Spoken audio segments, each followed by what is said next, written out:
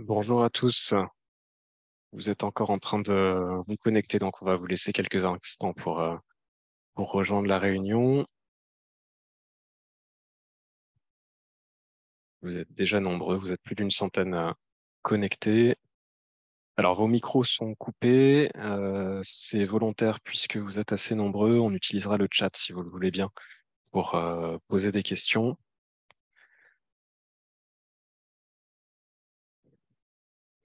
Voilà, je vois que certains d'entre vous ont déjà trouvé le chat. Donc, on va commencer par quelques informations pratiques sur le webinaire. Merci de vous être inscrit, merci d'avoir réussi à vous connecter. Il s'agit donc d'une réédition du webinaire que nous avions proposé l'an dernier. Donc, il n'y aura pas de grandes nouveautés cette année. Il y a évidemment quelques mises à jour, mais on sera à peu près sur le même contenu que l'an dernier. Donc, si vous aviez déjà assisté au webinaire de l'an dernier, ne vous attendez pas à une révolution cette année dans ce qu'on va être en mesure de vous présenter.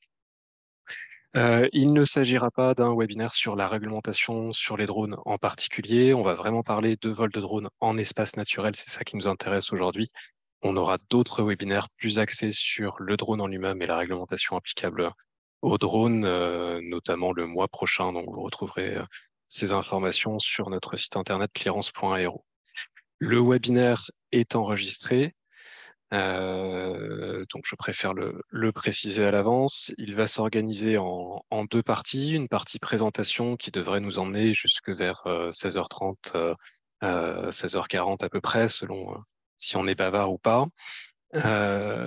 Vous pourrez poser vos questions dans le chat et on utilisera le temps qui nous restera jusqu'à 17h pour répondre à vos questions, même si on essaiera de répondre à certaines d'entre elles dans le chat au fur et à mesure de notre présentation. On en traitera également oralement à la fin de notre présentation, donc entre, disons, 5h moins 20 et 5h environ.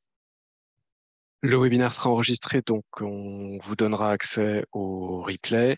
On vous donnera également accès aux slides, donc ne prenez pas de capture d'écran frénétiquement. On vous enverra tout. Vous aurez tout le matériel disponible à l'issue du webinaire. Je vois dans le chat que beaucoup de gens disent qu'ils n'ont pas de son. Ça m'inquiète un peu. Donc, si c'est pour dire que vos micros sont coupés, c'est volontaire, puisque vous êtes très nombreux. Si c'est pour dire que vous ne m'entendez pas, c'est un peu plus gênant. Je vois que certains m'entendent. Donc, bon, très bien. Merci pour ceux qui me disent qu'ils m'entendent. C'est parfait. Je vous propose pardon, de commencer tranquillement. Donc, normalement, vous devriez voir mon écran. Si ce n'est pas le cas, n'hésitez pas à utiliser le chat pour me le signaler, mais normalement, ça devrait marcher.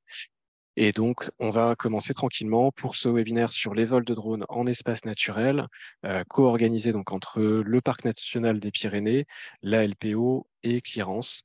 Donc, on a travaillé avec le Parc national des Pyrénées et la LPO pour vous proposer ce contenu, puisque Clearance, on n'est pas spécialiste de ces questions-là. Donc, on s'est entouré notamment d'Hélène Lousteau, qui est chargée de mission médiation et conservation Pyrénées pour la Ligue pour la protection des oiseaux, donc la LPO. Bonjour Hélène. Bonjour. Et Franck Reisdorfer, qui est chargé de mission faune et interaction avec les activités de loisirs, chasse et survol pour le Parc national des Pyrénées. Bonjour Franck. Bonjour, bonjour à tout le monde. Alors, une brève introduction. Les drones en 2023, on ne les présente plus. Aujourd'hui, on est donc sur une réglementation drone qui s'étend au niveau européen, mais qui a évidemment des particularités dans chaque pays, et on va le voir dans ce webinaire, dans chacune des zones au sein des pays. Cette réglementation européenne ne fait plus de distinction entre les vols professionnels et les vols de loisirs comme on avait pu le connaître avant. On parle maintenant de catégorie de vol de drone entre la catégorie ouverte et la catégorie spécifique selon les risques que posent les vols de drone, notamment par rapport aux tirs au sol et aux autres usagers de l'espace aérien. Donc il faut avoir cette notion en tête du fait qu'il n'y a plus de distinction à proprement parler entre un vol professionnel et un vol de loisir, même si évidemment Les vols de loisirs sont souvent réalisés en catégorie ouverte et les vols professionnels sont souvent réalisés en catégorie spécifique, mais un certain nombre de vols professionnels sont aussi réalisés en catégorie ouverte et rien n'empêche un télépilote de loisirs de travailler en catégorie spécifique, enfin de faire du loisir, pardon, en catégorie spécifique s'il le souhaite. Euh, les vols de drones, difficile d'estimer le nombre de vols par an de manière exacte, de manière fiable. Notre estimation à nous, Clearance, qui n'engage que nous et qui vaut ce qu'elle vaut, c'est qu'il y a environ 400 000 vols de drones par an en France. On parle ici plutôt de vols professionnels puisque nos utilisateurs sont plutôt des professionnels. Ce qu'on constate néanmoins de manière assez fiable, c'est qu'il y a une augmentation de l'ordre de 30 à 50% du nombre d'opérations par drone chaque année, en tout cas sur celles que nous voyons sur notre plateforme. Donc, on est sur une tendance forte qui dure depuis plusieurs années et une multiplication certaine du nombre de vols de drones. Alors, ces vols de drones sont évidemment utiles. Je ne vais pas m'étendre sur le sujet. Je pense que à peu près tous les participants en sont conscients, mais peuvent poser des limites et notamment dans les espaces naturels. Et c'est ça qu'on va détailler un petit peu aujourd'hui. Et je vais laisser Franck nous expliquer en quoi les vols de drones peuvent présenter un danger ou une menace pour la faune sauvage. Donc, une fois encore, bonjour à tout le monde. Effectivement, on va évoquer un peu les risques liés à l'utilisation du drone alors, dans les espaces qui nous concernent, Hélène et moi, c'est-à-dire les espaces naturels, protégés ou non. Ce dont on va parler, ce sont des choses pas directement scientifiques au sens strict, mais plutôt du descriptif assez large et qui peut s'adresser à tout le monde. Euh, donc, effectivement, on a pu constater lors de différentes opérations, soit d'utilisation de drones, soit de contrôle de leur utilisation, qu'on pouvait avoir plusieurs réactions au sein de la faune sauvage, mais pas que. Donc, voilà, encore une fois, c'est du très large, hein, notamment parce qu'effectivement, on manque aussi à ce jour de données précises, on manque d'études. Donc, aujourd'hui, on reste sur du descriptif. La première des réactions qu'on croise, enfin, qu'on constate régulièrement au sein de la faune, c'est la fuite. La fuite, elle peut s'expliquer la plupart du temps par la peur de l'animal qui est provoquée par le drone à proximité de l'animal ou des animaux. Cette peur, elle est variable d'une espèce à l'autre, d'une situation à l'autre, d'un individu à l'autre. Et elle est notamment liée à la vitesse ou la trajectoire de l'appareil. Donc ça fait partie des choses quand même qui ont commencé à être étudiées en fonction de l'angle d'approche, de la trajectoire, du bruit aussi mis par l'appareil, puisque tous les appareils n'ont pas le même bruit.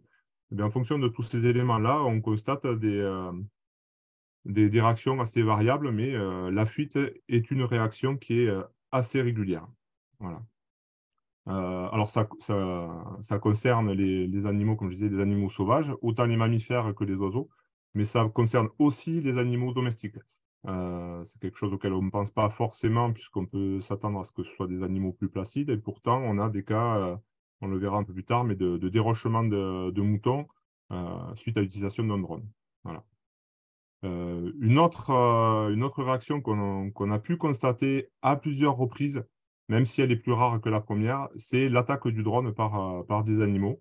Alors, c'est le plus souvent le fait de rapaces, d'oiseaux de proie, faucons ou aigles, qui ont déjà à la base un comportement de défense de territoire qui est assez marqué. Et donc, on a deux grandes catégories de cas. C'est soit l'identification du drone comme un intrus, et donc on a un comportement de défense du territoire. Mais on peut aussi avoir le drone qui est perçu comme une proie en fonction de sa taille et de sa localisation.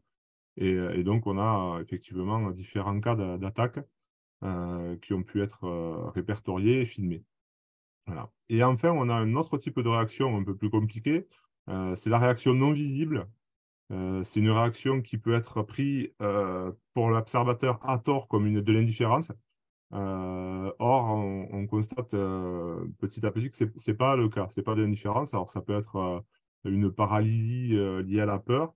ou un peu moins. En tout cas, on a pu mettre en évidence le fait qu'il y avait un stress assez fort et assez considérable qui pouvait être perçu par les animaux en présence de drones. Voilà. Donc, l'exemple qu'on voit sur la photo, c'est un vautour. C'est un animal qui est placide, c'est de notoriété publique, on va dire. C'est un animal assez peu craintif. Et pourtant, on a pu mettre en évidence le fait que, il y avait bien un stress engendré par la présence de drones dans certaines conditions. Voilà. Donc, Florent va pouvoir nous montrer quelques vidéos qui illustrent ses propos, avec un premier cas qui est quand même assez marquant, parce que voilà, ça concerne une espèce qu'on n'aurait peut-être pas imaginé au départ. Il s'agit d'une ours avec son petit. Donc, vous pouvez voir que bon, le contexte en termes de danger est déjà assez impressionnant sans la présence du drone. Vous voyez la mère qui ne tient pas très bien sur ses pattes. La paroi est subverticale, hein. Voilà. Et on est sur un petit, visiblement, hein, vous pouvez voir au vu de la neige et de la taille du petit, qu'on est en période juste en sortie de tanière au tout début du printemps. Et donc là, on a visiblement une mise en danger, un danger de mort du petit, quoi. Voilà. Et alors, vous allez voir un peu plus loin, hein, c'est bien une image de drone, hein, puisqu'on voit l'ombre portée de l'appareil sur la neige. Voilà, on la voit là. Et là, on peut relever deux choses. C'est d'une part, il y a une première mise en danger du fait de la présence du drone, mais en plus, on a un comportement du pilote qui aggrave la situation, puisque alors qu'on voit très bien la problématique, le drone insiste, voilà, et reste sur place avec le risque d'une chute mortelle.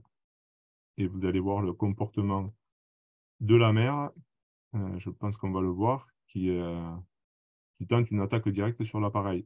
Et c'est le petit qui va en pâtir.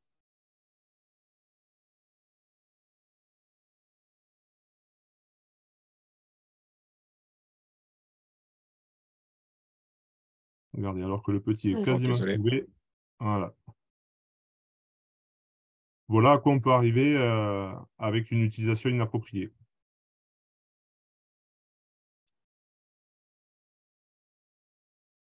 Donc, un autre exemple, toute autre espèce, un aigle royal. Donc, comme je vous disais tout à l'heure, on est dans un contexte différent.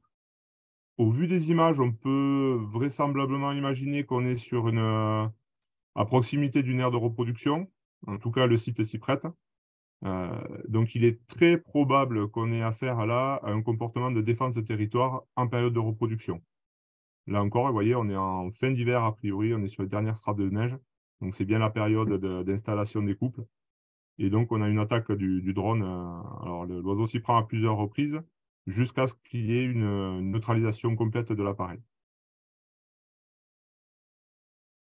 Donc ça, ce sont des vidéos qui sont assez fréquentes, malheureusement, qu'on peut retrouver sur différents sites, notamment sur YouTube, parce qu'effectivement, c'est quelque chose d'assez remarquable et que donc les gens qui ont pu le filmer, eh bien, en général, ils en font profiter des autres.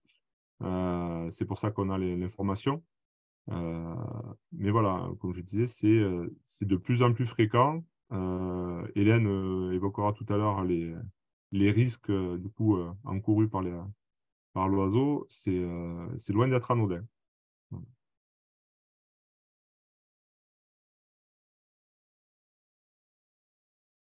Donc, on est bien d'accord que ce sont les vidéos qu'on vient de voir, hein, c'est pour illustrer des propos, mais c'est bien l'exemple de ce qu'il ne faut surtout pas faire. Et c'est donc un peu l'objet de la présentation d'aujourd'hui, c'est voir comment anticiper et éviter d'en arriver à ce genre de situation. Merci Franck. Et du coup, je prends la suite pour expliquer un petit peu en quoi ces réactions justement sont problématiques pour les espèces, donc, puisque ça peut avoir des conséquences assez graves, que ce soit sur la reproduction d'espèces, pour certaines, dans un état de conservation assez défavorable, voire même parfois, ça peut avoir des conséquences sur la survie de l'animal. Donc, dans le cas de réaction de fuite, les impacts possibles, alors chez les oiseaux, si on a une fuite des adultes en période de reproduction, donc ça signifie un abandon de la couvée ou alors des jeunes poussins qui sont laissés plus ou moins longtemps tout seuls au nid et qui du coup vont se retrouver vulnérables au froid ou aux prédateurs. Donc, ça peut entraîner des échecs de reproduction. Donc, il y a ce risque-là qui est assez négatif. Pour le cas de fuite chez les mammifères, donc comme on a vu sur la vidéo, là, pour le cas des ours par exemple, ce sont des dépenses d'énergie d'abord qui peuvent être coûteuses, très coûteuses pour la survie de l'animal ou des mises en danger quand les animaux fuient, comme on l'a vu dans la vidéo, dans des passages qui sont dangereux, donc des zones avalancheuses, des ravins. Et ça peut entraîner aussi des chutes mortelles. Voilà, donc la fuite, c'est aussi pas mal de stress, évidemment, qui peut être néfaste sur le long terme aussi pour ces espèces. En cas de réaction d'attaque, alors évidemment, la première chose qui peut être problématique du point de vue du télépilote, c'est évidemment la dégradation du drone. Mais ça peut aussi être très problématique pour les oiseaux, qui, avec la rotation des pales, peuvent se blesser, voire pire. Donc, c'est aussi potentiellement très dommageable. Et ensuite, donc, comme l'a dit Franck, il peut y avoir des réactions non visibles, donc qui sont des réactions non pas comportementales, mais physiologiques. Donc, ce n'est pas parce que l'observateur ne voit pas de réaction qu'il n'y a pas d'impact, puisque donc, dans ces réactions physiologiques, donc internes, on va retrouver du stress qui peut se traduire par des variations hormonales qui peuvent entraîner donc, sur du long terme un affaiblissement de l'animal. Ou une augmentation du parasitisme, par exemple. Voilà, donc toutes les vols de drone peuvent avoir justement des conséquences négatives, que ce soit sur la reproduction ou la survie de certaines espèces. Et puis certaines sont dans un état de conservation, donc comme je l'ai dit, qui n'est pas forcément favorable. On peut penser à des espèces comme le gypaète barbu, par exemple, qui est très sensible au dérangement et qui est menacé, qui peut être impacté par des vols de drone. Merci Franck et Hélène de nous avoir expliqué et montré quels sont les risques que pose le drone par rapport à la faune sauvage. Quand on est télépilote et qu'on a vu ces images, on n'a évidemment pas envie de reproduire ce qu'on a vu à l'écran. Pour ça, il faut savoir dans quel type d'environnement on va évoluer. La faune est présente partout, mais il y a certaines zones qui sont plus sensibles que d'autres, dans lesquelles on est plus susceptible de rencontrer des espèces, notamment des espèces menacées. Évidemment, ces zones ne sont pas tracées au sol, donc c'est pas forcément évident de savoir où est-ce qu'on va évoluer au premier abord. Hélène, maintenant, si tu peux nous expliquer un petit peu plus comment sont classées ces zones sensibles et comment s'y retrouver. Oui, alors je vais commencer par vous donner un panorama assez général des aires protégées, des espaces naturels en France. Donc, tout statut confondu, aujourd'hui, les aires protégées, elles couvrent à peu près 27% de l'espace terrestre métropolitain. Il y a comme l'a dit Florent, il y a de nombreux outils de protection d'espaces naturels et la gestion, elle relève de différents acteurs et aussi de différents échelons administratifs, donc échelons à la fois parfois national, parfois départemental, parfois très local. Donc, cette diversité d'outils-là, c'est un atout fort pour adapter justement la gestion aux enjeux de conservation et aux réalités locales. Mais c'est vrai que ça peut parfois être compliqué de s'y retrouver dans les réglementations, dans la compréhension des enjeux qui existent, des différentes classifications, notamment pour le grand public. Donc, pour essayer de classifier de façon simple, on peut distinguer aujourd'hui 3 grandes catégories d'aires protégées en France. Donc, il y a en premier lieu les aires protégées de façon réglementaire. qui apparaissent sur la carte en vert ici. Donc, c'est ce que parmi les plus connus, c'est les zones cœur de parcs nationaux et puis également les réserves naturelles nationales. On a ensuite les aires protégées de type contractuel ou conventionnel ou incitatif. Donc, ce sont les zones en jaune sur la cartographie ici. Les plus connus, ce sont les sites Natura 2000, mais on trouve aussi les parcs naturels régionaux et les aires d'adhésion de parcs nationaux aussi. Et puis, il y a un autre type d'aires protégées qui sont les aires protégées qui sont fondées sur l'acquisition foncière, comme par exemple les sites qui sont acquis par les conservatoires le conservatoire du littoral, donc qui sont là en rouge sur la cartographie. Donc, voilà, comme vous voyez le chiffre à droite et les zones en verte. Donc, aujourd'hui, en France, les espaces naturels qui sont protégés via une réglementation, donc avec sous protection forte, entre guillemets, représentent moins de 2% du territoire terrestre métropolitain. Et je vais laisser la parole à Franck pour vous détailler un petit peu plus ce premier type, grand type d'espace de catégorie d'aires protégées. Oui, donc effectivement, hein, comme le disait Hélène, ce à quoi on pense le plus directement quand on parle de zones protégées, c'est bien des protections réglementaires.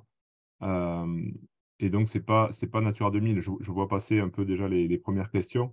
Donc je vais commencer par l'outil qui me concerne le plus directement, c'est-à-dire les parcs nationaux.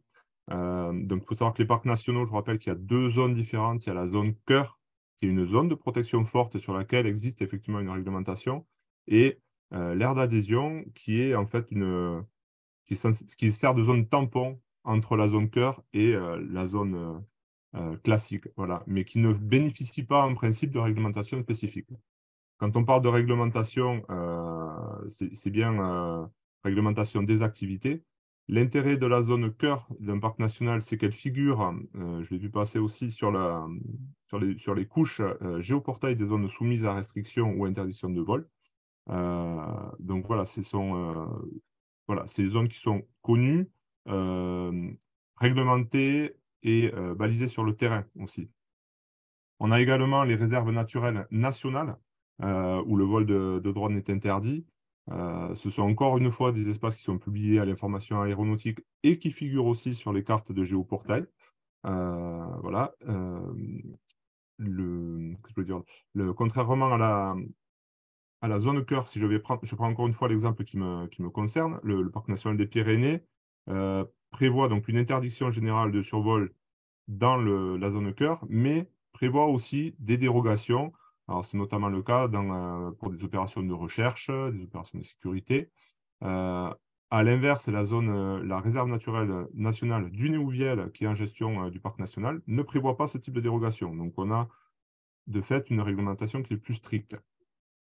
Et on a enfin des réserves naturelles régionales, qui sont là aussi avec une portée réglementaire, où le vol de drone peut être réglementé ou pas. En fait, l'élément clé, les 2 éléments clés pour savoir si c'est interdit ou pas, c'est d'une part l'antériorité de l'apparition des drones par rapport à la création de la réserve, puisque si ça n'a pas été anticipé, ça peut ne pas avoir été prévu et donc pas interdit. Et puis, il y a aussi l'objectif de la réserve. On peut tout à fait comprendre que s'il s'agit d'une réserve à portée ou à visée géologique, l'impact du drone étant a priori nul sur le sol, il peut ne pas y avoir d'interdiction. Voilà. Un autre outil réglementaire qui est utilisé depuis pas mal d'années et pour lequel on commence à réfléchir peut-être à le développer sur certains sites, c'est l'arrêté préfectoral de protection de biotope. Donc, c'est donc un arrêté préfectoral qui présente l'avantage d'être relativement souple en termes d'utilisation. L'inconvénient majeur, peut-être en ce qui nous concerne aujourd'hui de ce type d'outil, c'est qu'il n'apparaît pas sur la couche d'interdiction de survol sur Géoportail. Il n'est pas publié à l'information aéronautique. Voilà. Donc ça, c'est quand même un point qui ne facilite pas la diffusion de l'information. On a aussi comme outil réglementaire des réserves naturelles régionales, des réserves biologiques Donc ça, c'est sur les forêts domaniales ou des réserves nationales de chasse et de faune sauvage. Encore une fois, ces outils n'apparaissent pas sur l'information aéronautique. Ils ne figurent pas non plus sur la carte géoportail des zones soumises à la restriction interdiction de vol. Pour autant, ils peuvent, dans certains cas, faire l'objet d'interdiction de survol. Voilà. Donc, vous le voyez, ce sont des réglementations qui varient d'un secteur à l'autre, d'un site à l'autre. C'est un peu compliqué, c'est ce que disait Hélène tout à l'heure. On a effectivement l'intérêt de s'adapter à la situation locale, mais ça présente l'inconvénient d'être un peu une jungle pour les utilisateurs. Donc pour ça, ça demande une démarche active de la part du pilote pour aller chercher l'information. Il y a quand même des relais qui existent, notamment les DREAL et les DTT, qui en principe disposent de l'ensemble des coordonnées des gestionnaires de sites et qui donc peuvent renvoyer un pilote vers la bonne personne pour avoir cette information. Voilà. Il faut savoir, on parle de réglementation, donc derrière, qui dit réglementation dit sanction en cas de non-respect. Selon l'espace naturel sur lequel vous aurez volé, selon l'impact de votre vol, vous vous exposez à des contraventions de 2e à la 5e catégorie, mais potentiellement aussi à un délit en cas de perturbation ou de destruction d'une espèce protégée. Voilà. Et alors même si la peine de prison qui est prévue est rarement appliquée, hein, on est quand même sur des peines qui peuvent être assez lourdes. Donc, d'où l'intérêt pour vous, pilotes, de vraiment faire cette démarche de recherche d'informations avant d'envisager un vol.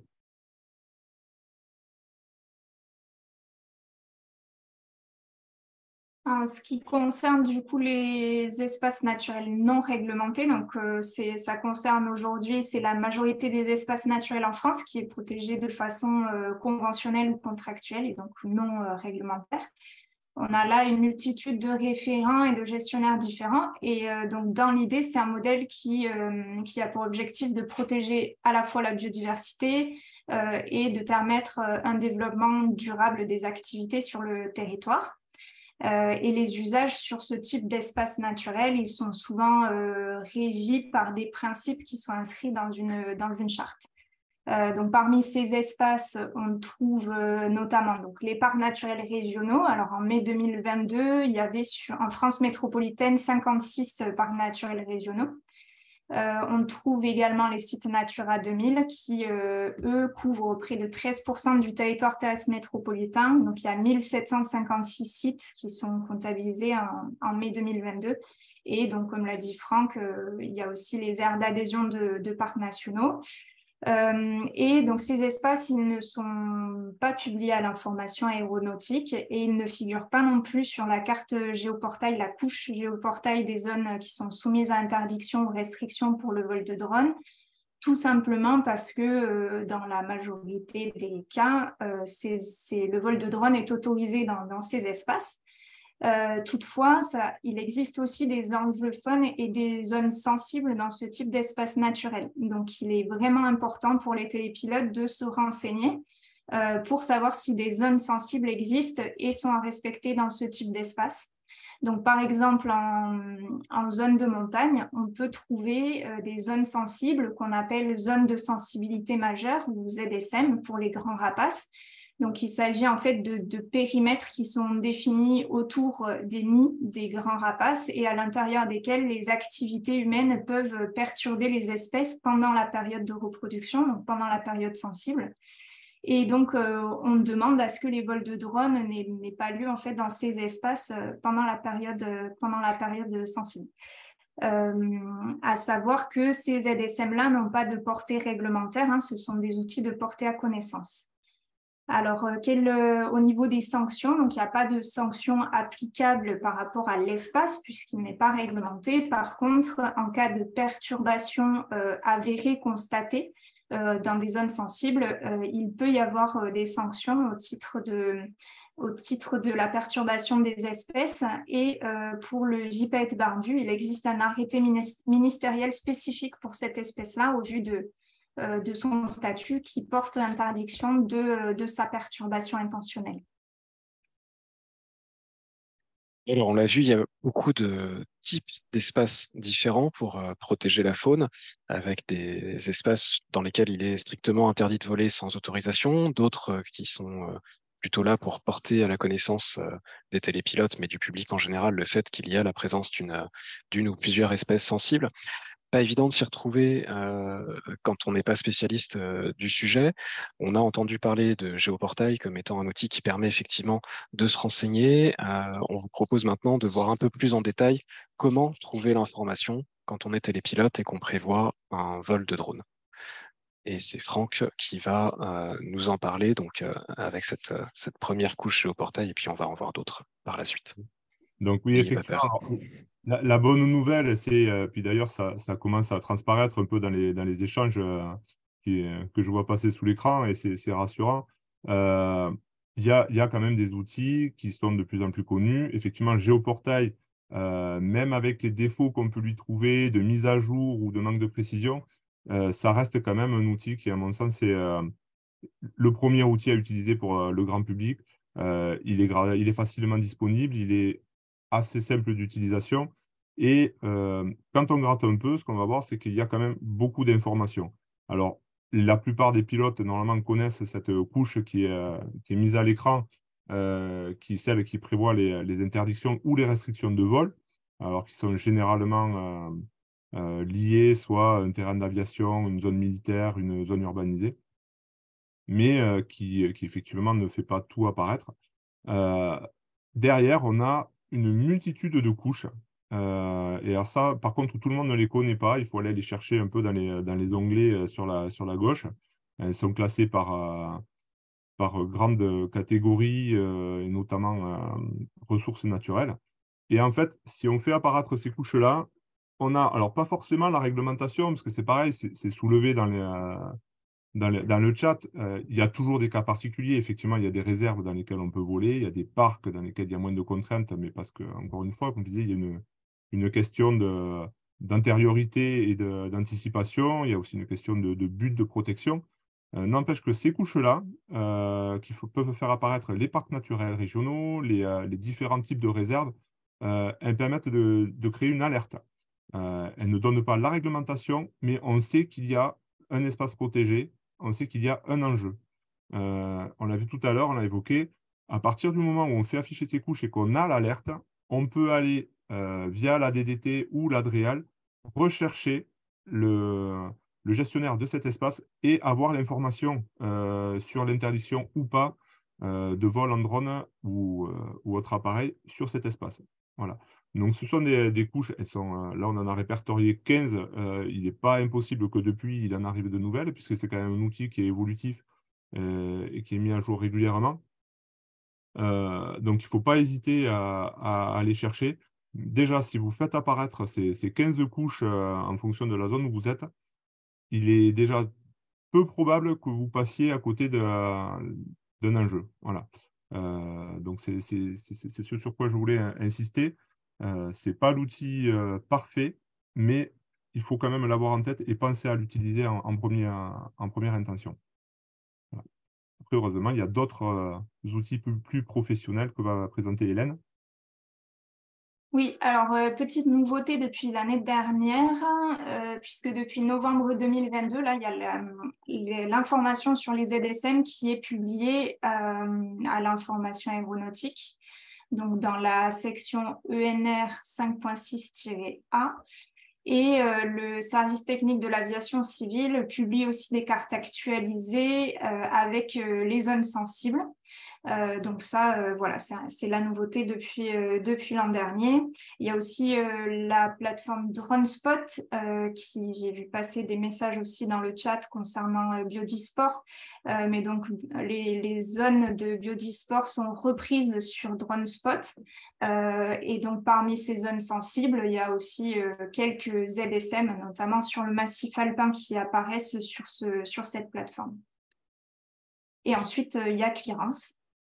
Voilà, alors un tout petit mot sur Clearance parce que ce n'est pas l'objet de ce webinaire. L'objectif de Clearance, c'est de faciliter la préparation des vols de drones pour les télépilotes, et notamment en affichant les espaces naturels, les ADSM, et en donnant l'ensemble des informations dont on dispose pour que les télépilotes puissent savoir dans quel espace ils s'apprêtent à évoluer et quelles sont les conditions pour évoluer dans ces espaces. Donc, on aura un webinaire le 24 avril prochain. Vous pourrez le retrouver sur notre site clearance.aero si vous souhaitez avoir plus d'informations sur notre plateforme qui, encore une fois, n'est pas l'objet de ce webinaire aujourd'hui. Peut-être un mot, Hélène, sur ce qu'il faut retenir quand on est télépilote de drone avant d'évoluer dans des espaces naturels. Ouais, donc juste pour conclure, en fait, juste garder à l'esprit que quel que soit le type d'espace et le statut de l'espace naturel dans lequel on se trouve, un vol de drone, il peut toujours avoir des conséquences sur la faune. Donc déjà, prendre conscience de ces enjeux-là, c'est un immense premier pas. Tous les télépilotes ne l'ont pas encore en tête, donc c'est vraiment déjà quelque chose d'important de le garder à l'esprit. Et ensuite, voilà, il en va de la responsabilité de chaque télépilote d'essayer de limiter son impact via son activité de drone, qu'il soit professionnel ou alors de loisir. Et pour ça, il est possible de garder à l'esprit quelques bonnes pratiques. Donc, on a créé une affiche l'année dernière pour récapituler un petit peu ces bonnes pratiques-là. Et voilà, ça récapitule un peu ce qu'on a essayé de vous présenter aujourd'hui. Alors, le premier conseil, c'est vraiment respecter la réglementation. Donc, les interdictions de vol dans les espaces protégés sous protection forte, donc cœur de parc, réserve naturelle nationale, même si le vol de drone n'est visiblement pas interdit partout, mais dans la majorité des réserves nationales quand même. Ensuite, éviter le vol dans les zones sensibles pour la faune et essayer de se renseigner, déjà savoir dans quel espace on se trouve et ensuite prendre contact avec les gestionnaires de l'espace naturel concerné. Décoller, atterrir à la verticale et à l'aplomb du pilote.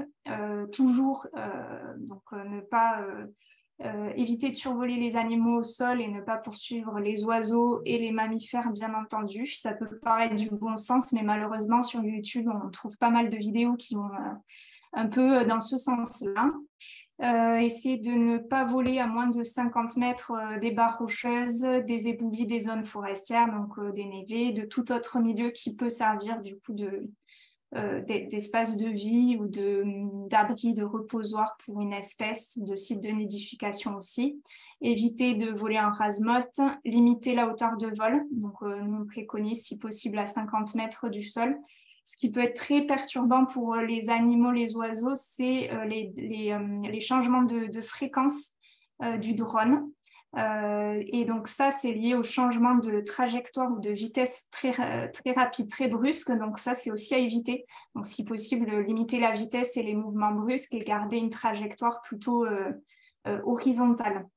Respecter le vol à vue et évidemment, en cas de présence de rapaces, poser immédiatement le drone. Voilà. Donc ça, c'était quelques petits conseils s'il était possible de garder toujours en tête lorsqu'il y a des vols en milieu naturel. Donc, ce serait super.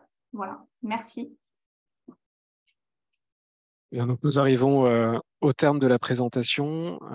J'espère que ça vous aura intéressé. On va essayer maintenant de répondre à vos questions, en tout cas celles auxquelles on n'aurait pas répondu jusqu'à maintenant. Donc si vous voulez bien nous laisser plonger dans le chat, parce que je vois que vous avez été très actifs. De notre côté, on a fait ce qu'on a pu en parlant en même temps. Je sais que Marianne et Katia ont répondu à certaines des questions, notamment au fur et à mesure. Donc, on va maintenant essayer de retrouver celles auxquelles on n'aurait pas répondu. Vous sentez que je meuble, hein, donc si Hélène et Franck vous tombez sur une question avant moi, n'hésitez pas à prendre la main. Ouais, c'est pas évident parce que du coup, pour aller lire dans le chat, c'est un peu plus compliqué. Moi, j'en vois une là. Est-ce que des communes ou communautés de communes peuvent prendre des arrêtés anti-drone? Oui, un maire a un pouvoir de police qui peut lui donner certaines marges. Après, il reste la question de la portée de l'arrêté et des infractions, enfin de la lourdeur des sanctions derrière. Donc, c'est peut-être un peu léger au niveau communal. le périmètre communal peut être adapté, mais je pense que le minimum en termes de puissance, si je puis dire, c'est plutôt un arrêté préfectoral. Donc on a évoqué tout à l'heure les arrêtés de protection de biotopes. Ce sont des arrêtés préfectoraux qui sont très adaptés, très souples en termes d'activités ciblées, en termes de périmètre, en termes même de date. Ça peut être des applications ponctuelles dans le temps. Donc il me semble que c'est un outil qui peut être assez adapté à pas mal de situations. Oui, j'appuie ce que vient de dire Franck. Je ne suis pas certain qu'une commune ait autorité pour prendre un arrêté d'interdiction de vol de drone. Alors, je peux me tromper, hein, mais je pense qu'effectivement, on est plutôt au niveau de l'arrêté préfectoral dans ce genre de situation. Je vois aussi des questions sur Biodisport. Peut-être qu'Hélène est mieux placée pour répondre, puisque c'est quand même un outil de LPO. Euh, mais je tiens à alerter quand même sur une chose, c'est que le fonctionnement, le développement de Biodisport, pour l'instant, il est plutôt alpin. On va démarrer dans les Pyrénées, mais l'absence d'information ne veut pas dire absence de protection. Je dis ça parce que il y a des informations qui apparaissent dans les Alpes et qui n'apparaissent pas encore dans les Pyrénées. Donc, il faut faire attention. C'est un peu, il y a encore un petit risque. Mais par contre, oui, c'est un outil sur lequel on compte pas mal et qu'on espère développer. Voilà. Oui, Je vois- effectivement, c'est pas exhaustif et après, Biodisport n'a pas visé c'est pas une base de données qui recense l'ensemble des enjeux et des zones sensibles espèces en fait. C'est vraiment des zones qui ont été concertées localement avec les pratiquants sportifs. Voilà, donc c'est pas exhaustif, mais ça peut compléter. Effectivement, dans les Alpes, vous pouvez trouver pas mal de zones sensibles sur Biodisport. Alors, on nous demandait s'il existe des publications sur le sujet. Donc, j'ai vu que Marianne avait donné un lien. Hélène, Franck, est-ce que vous avez des indications pour des gens qui chercheraient des publications sur le sujet, donc sur les réactions de la faune en fonction de la vitesse, de la distance par rapport au vol de drone? Où est-ce qu'on peut se renseigner sur Alors, ce sujet-là? il y en a malheureusement assez peu, mais ça s'explique hein, parce que bon, c'est nouveau. Deux, il y a des territoires qui sont peut-être pas forcément appropriés à des dérangements volontaires pour faire des tests. Il y a aussi le fait, on a beaucoup parlé de stress. Euh, des études sur le stress, ça sous-entend des prélèvements et des suivis au niveau hormonal, et donc c'est assez compliqué et coûteux. Donc voilà, c'est quand même pas mal de freins aux études. Donc on reste beaucoup sur de l'observation.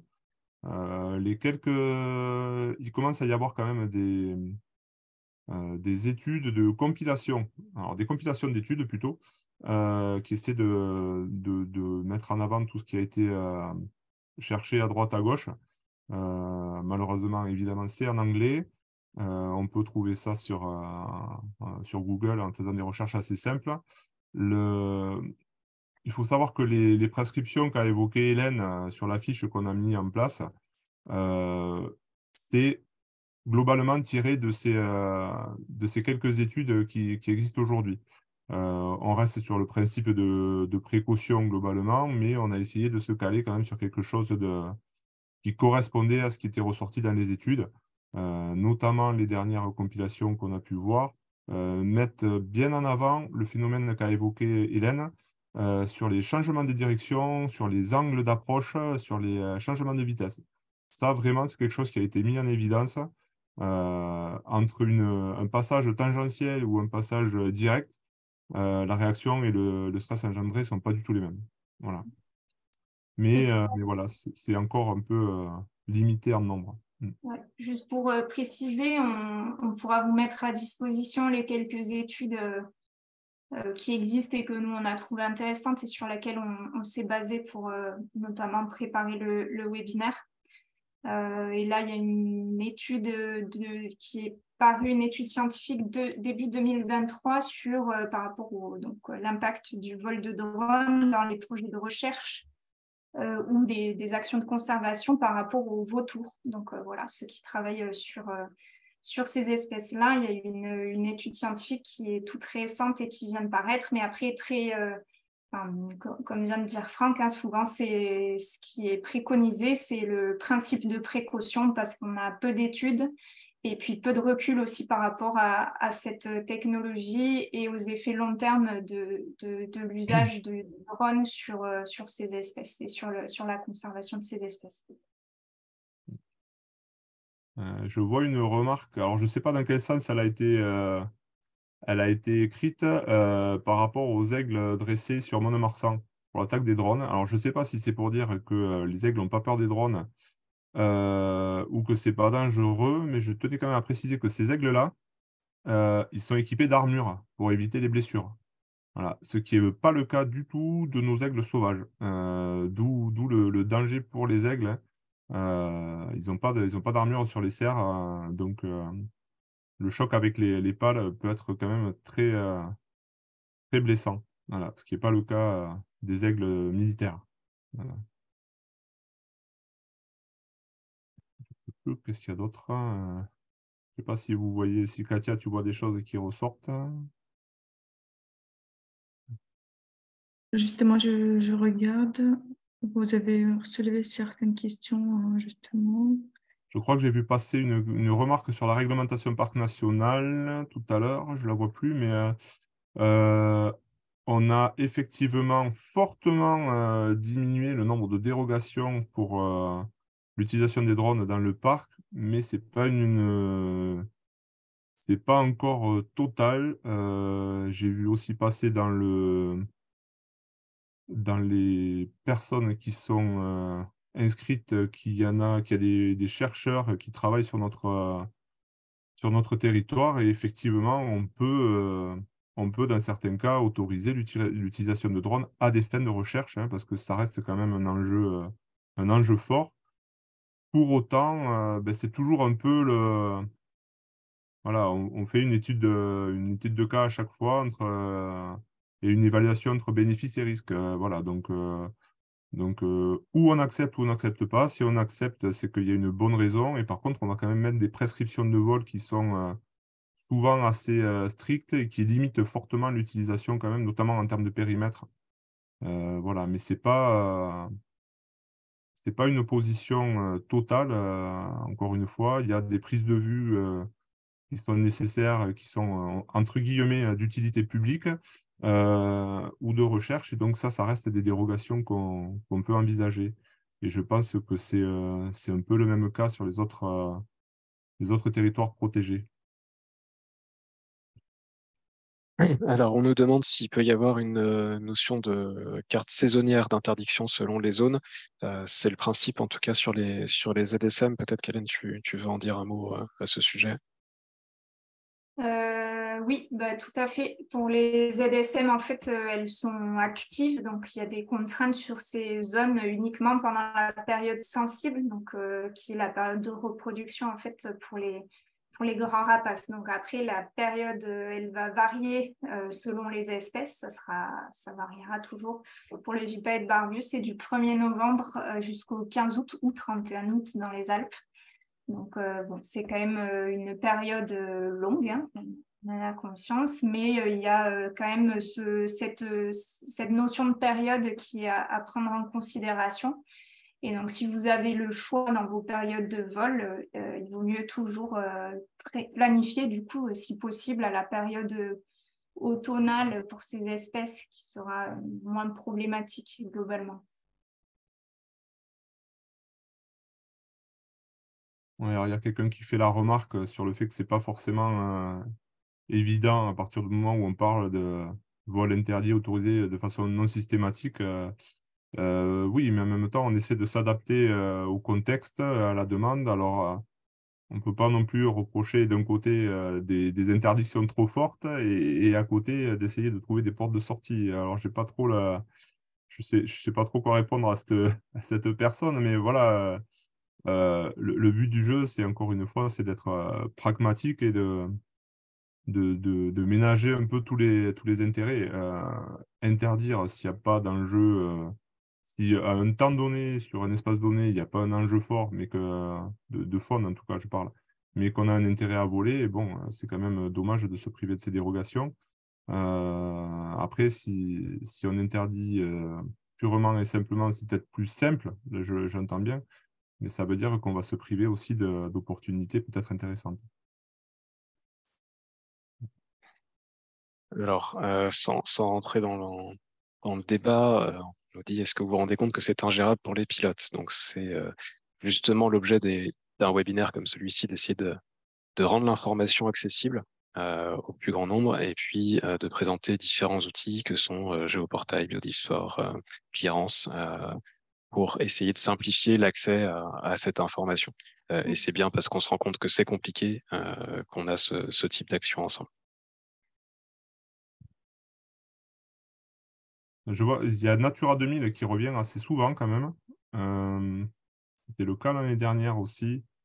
Hélène l'a bien souligné. Natura 2000 en soi, ce n'est pas un outil réglementaire. En tout cas, il n'y a pas de restriction d'utilisation de l'espace lié à Natura 2000. Par contre, Natura 2000 en général alerte sur la présence d'enjeux faune ou flore.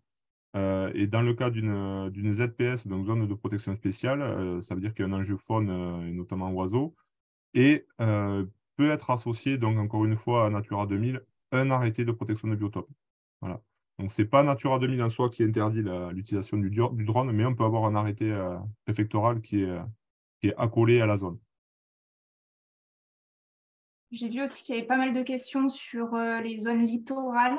Alors, Franck et moi, on est plutôt sur la zone concernée par les enjeux montagne, donc on n'est pas très, très spécialiste et au point sur tout ça, mais si vous voulez, de toute façon, on va regrouper, retrier, reprendre toutes les questions dans un second temps, et puis on essaiera de faire des réponses, notamment pour tout ce qui concerne les zones littorales et les enjeux par rapport aux drones. Après, sur ces zones-là aussi, je pense qu'il y a beaucoup le fait que c'est très urbanisé, donc la réglementation n'autorise pas forcément le vol de drone. Je ne sais pas, je n'ai pas trop vu les questions, mais c'est peut-être pas forcément lié à des enjeux En fait, espèces. ouais. En fait, sur les zones littorales, on a deux éléments qui se superposent, en fait, surtout qui se suivent et qui alternent tout au long du littoral. C'est-à-dire on passe de zones urbanisées à zones naturelles, notamment zones humides assez riches. Donc c'est vrai que si on met bout à bout toutes les interdictions, ou en tout cas toutes les alertes en termes de possibilités de survol, on a eu la quasi-totalité du littoral qui est, j'ai envie de dire, en alerte. Et au niveau enjeu faune sur ces zones-là, il y a au moins deux choses à mettre à avoir en tête. C'est déjà une densité assez forte de l'aridé, donc c'est tout ce qui est goéland et mouette, qui sont des oiseaux qui sont là en permanence et qui sont relativement agressifs envers tout ce qui vole. Alors, on ne peut pas leur reprocher, hein, mais donc c'est des oiseaux qu'il faut prendre en compte quand on vole en drone, puisque voilà, il y a des contacts assez fréquents. À plus forte raison, si vous voulez, en période de reproduction, c'est-à-dire fin printemps, début été. Et on a également un autre phénomène et un autre gros enjeu faune sur ces zones littorales, c'est très souvent des zones de rassemblement en période de migration. Donc, que ce soit migration de montée ou de descente, on a des gros rassemblements d'oiseaux, des limicoles essentiellement, mais pas que. Et il faut savoir que le fait qu'ils soient rassemblés en grande quantité, ça peut créer un peu, ça augmente l'effet de la perturbation. Et d'autant que ce sont des périodes auxquelles ils ont vraiment besoin de se reposer et de se réalimenter pour attaquer la migration et attaquer l'étape d'après. Donc l'enjeu est vraiment très fort sur ces zones-là. Et donc effectivement, déjà l'année dernière, il y en avait qui avaient relevé le fait que voilà, la zone littorale, c'est très compliqué de voler. Je vois qu'il y a quelques experts qui sont présents là dans le chat des zones littorales, donc peut-être plus que nous. Donc je ne sais pas dans quelle mesure c'est possible de récupérer les contacts. Ouais. Et ensuite, j'ai vu une remarque à laquelle je voulais répondre. Oui, qu'on parle des problèmes que peuvent causer les drones, mais ont-ils aussi des avantages dans l'étude et la protection de la faune? Donc la réponse est oui. D'où aussi la raison pour laquelle on fait ce webinaire aujourd'hui, parce que les drones, c'est une technologie qui est évidemment très intéressante, qui est peu coûteuse et qui permet d'accéder dans certains endroits qui, normalement, par d'autres moyens, sont impossibles. Donc, ça peut bien évidemment faire avancer la recherche scientifique. Ça peut aussi être très intéressant pour des actions de conservation. Voilà, il y a des choses qui sont faites. Au sein de la LPO, il y a des télépilotes qui sont formés avec l'usage de drones qui est parfois utilisé pour certaines actions de protection, notamment des nichés de busards. Voilà, donc vous avez peut-être entendu parler. Mais voilà, toutes ces actions de recherche, elles sont faites bien sûr avec toujours le principe de précaution, des protocoles bien précis, des autorisations aussi qui sont faites de la part des autorités compétentes. Donc, c'est quelque chose qui est bien encadré et il faut bien distinguer ces actions et ces usages-là d'usages de loisirs aussi et garder en tête que le vol de drone peut être impactant et voilà. Donc, il faut faire un peu la distinction et la part des choses sur ces sujets. Juste peut-être un dernier petit point, parce que je l'ai vu passer la question, il y a eu la réponse est arrivée aussi, mais par rapport aux personnes susceptibles de contrôler ces activités, donc en tout lieu du territoire, vous avez déjà les gendarmes, gendarmes en zone de gendarmerie, police en zone de police, et surtout les agents de l'OFB qui sont habilités pour constater les infractions en tout lieu du territoire national, métropolitain et outre-mer. Et on a également les agents des parcs lorsqu'on est en zone de cœur de parc, les gardes des réserves en zone de réserve, et de plus en plus aussi d'agents de développement ou gardes champêtres employés par différentes structures interco ou associatives qui peuvent être commissionnés et relever ce genre d'infraction. Voilà.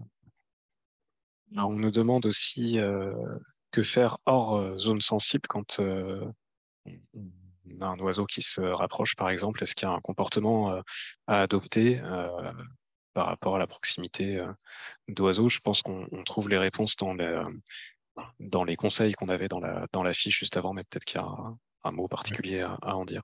Bah là, nous, ce qu'on préconise, et que ce soit Hélène ou moi, en général, sur nos territoires respectifs, c'est de poser immédiatement l'appareil. À titre d'exemple, pour les rares dérogations qu'il peut y avoir en zone parc, on impose la présence d'un pilote et d'un copilote pour garder l'appareil à vue et le faire poser immédiatement si on voit un rapace à proximité, quoi. Voilà.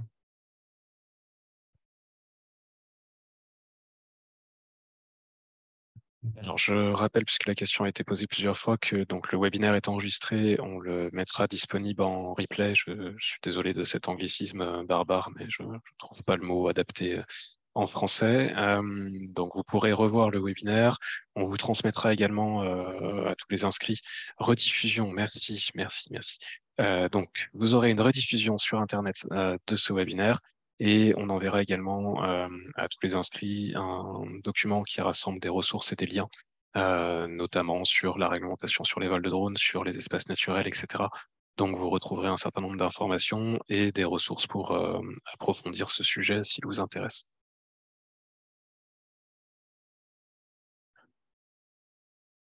Il vous reste quelques secondes pour poser une question à laquelle nous n'aurions pas répondu. J'en profite pour vous remercier tous d'être venus nombreux assister à ce webinaire. Vous avez été un peu plus de 200 au moment où vous étiez les plus nombreux. Je regarde si il y a de nouvelles questions auxquelles je serais susceptible de répondre, mais je ne crois pas. Moi, il y a un truc que je vois ressortir et il faut clarifier notre position quand même, hein, parce que on est effectivement très conscient de l'intérêt de l'utilisation des drones dans pas mal de domaines, hein. Je vois qu'il y a pas mal d'exemples qui ressortent. Voilà, on n'est pas anti-drone, c'est pas du tout le but de l'intervention du jour, hein. On est vraiment sur une alerte sur les bonnes pratiques, pas sur l'interdiction, sur nos bulletins d'interdiction, hein. On est les premiers dans certains cas à rechercher son utilisation pour les bénéfices que ça peut apporter, hein. Donc voilà, que les choses soient bien claires là-dessus. Je confirme en préparant ce webinaire avec Hélène et Franck. Hélène et Franck ne sont pas anti-drone. Le but était de sensibiliser, d'informer et d'expliquer. Un grand merci, Hélène et Franck, d'avoir renouvelé l'expérience avec nous pour organiser et présenter ce webinaire. Un immense merci également à Katia et Marianne que vous avez aperçus dans leur petite fenêtre vidéo et qui ont œuvré pour rendre ce webinaire possible, répondre à vos questions au fur et à mesure et le préparer en amont. Donc, nous vous transmettrons un mail dans les tout prochains jours avec le lien pour voir la rediffusion de ce webinaire et des ressources supplémentaires. Merci beaucoup pour votre attention, pour vos questions, pour vos réactions. J'espère que ça vous aura intéressé. Et à très bientôt pour de nouveaux échanges webinaires ou réels. À très bientôt. Merci. Au revoir et merci à tout le monde. Merci pour l'intérêt que vous avez porté.